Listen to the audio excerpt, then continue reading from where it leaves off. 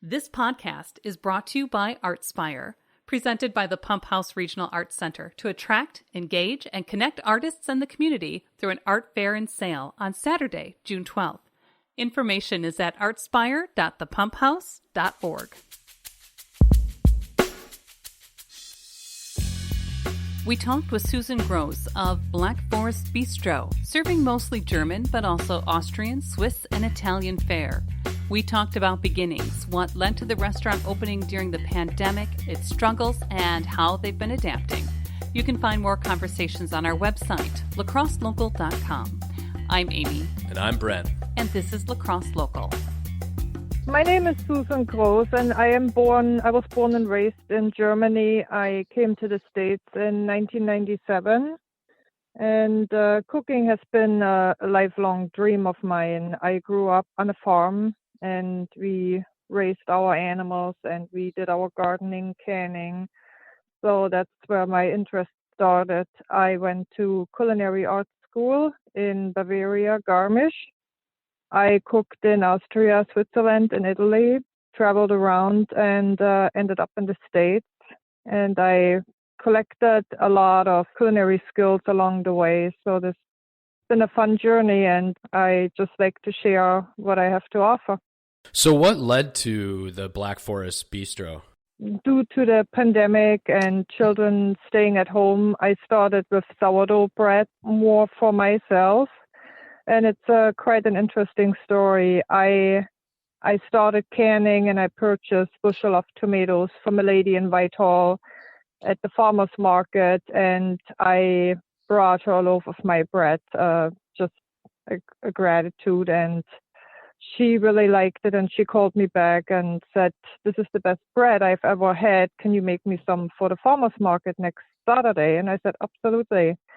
That's how it started, and I baked bread. I believe I gave her like 10 loaves, and they sold really fast. So the following week, she asked me if I could make more, and she said the people would like to meet me. So I doubled the amount, and we brought it to the farmer's market. I got to meet the people, and it became a very interesting journey.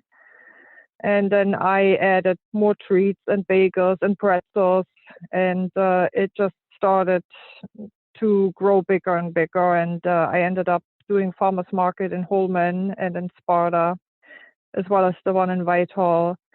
And as the farmers markets came towards the end, a lot of people that have become regular customers, they were asking, where can we purchase your bread after the farmers markets closed? That's when I started looking for a commercial kitchen. And with my culinary background, I thought this was a great opportunity to get started, even during a pandemic. So even with starting out with the bread, what does the bistro now offer? It seems like you offer quite a bit. Yeah, we do specialize in authentic German food, which it's German, Austrian, Swiss, even Italian dishes, which is very connected in the area where I did my training and cooking. And so everything is made from scratch. I try to use as many organic products as possible. We have the Sauerbraten, the Wiener Schnitzel, goulash, just to mention a few. Now we also added the Kassler, Knackwurst, a lot of people have been asking for.